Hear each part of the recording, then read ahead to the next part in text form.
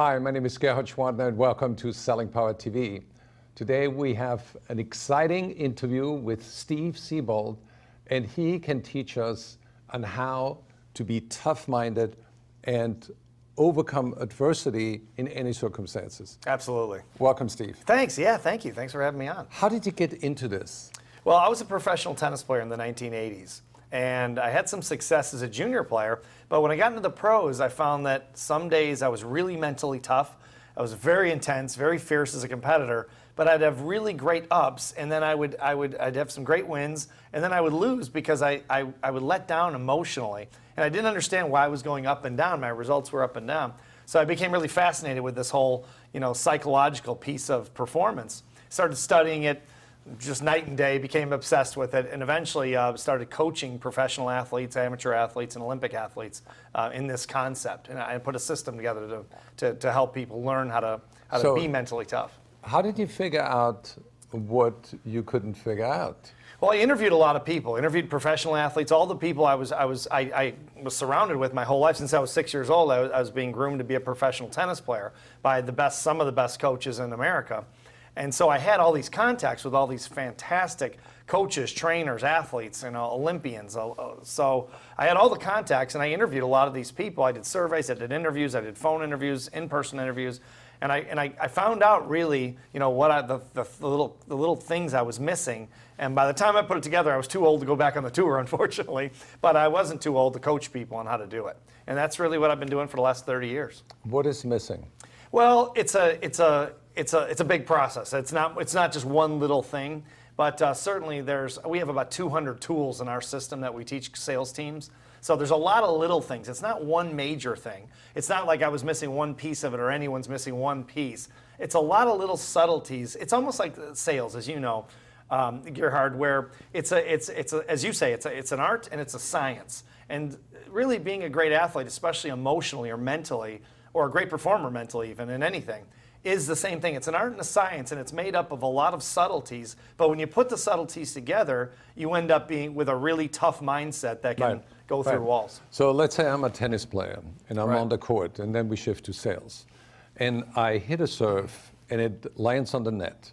And my self-talk goes into negative and say, I'm no good. I missed that shot. Mm-hmm. I'm probably going to lose the game.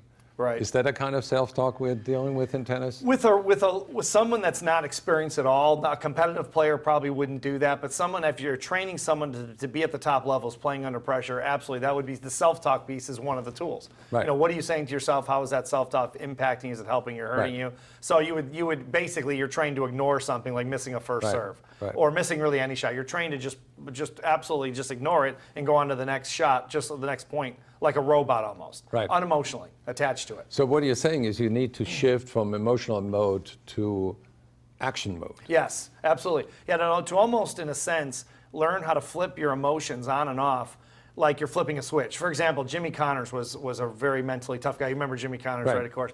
He was a guy who talked about being able to flip a switch between when he really needed to be focused and when he just needed to be relaxed, like just walking around or driving his car or mowing his lawn or whatever. But when he went on the court, he flipped that switch, and the emotions, he was able to control his emotions, bring them up when he wanted them, but keep them under control when he was playing, and he was one of the best I've ever seen do it. Tell me what you've learned from Navy SEALs.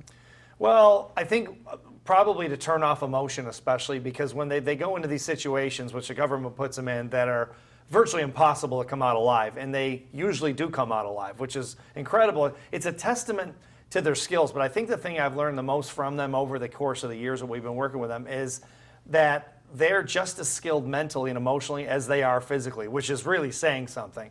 They're able to again, turn their emotions on and off, to bring in emotion when they need to be motivated, let's say, high energy in a situation, and to turn it off when they need to really think very, very clearly under pressure. So you have certified a lot of people to teach your course. Yes. How many? 112 or 13 or 14 or something like that, yeah. Yeah. So how does it feel when you see them present and be successful and helping a lot of sales organizations win. I love it. I mean, I really, I'm not attached. I never had to be the one to do it. I love the information. I think Right. I'm a lot like you in the sense that, we've been both doing this, or what we're Right. doing for a long time. And I love it more today than I loved it when I Yeah. started it. I Yeah. never got bored of it. So when I Right. hear other people talking about it, I learn from them because they have a Right. different perspective than I do. And I think, wow, I should have thought of that before, So it's a lot of fun. It really is. How can people learn more about you? Really, the best way is our website. If you Google me, I do a lot of media, as you know, and that kind of thing, so I'm easy to find. But mentaltoughnessu.com, short for Mental Toughness University. Mental Toughness, the letter U.com. And you can start there and find out more than you probably ever wanted to know. Awesome. Thank you so much. Thanks, Gerhard. Appreciate it. Thanks for having me.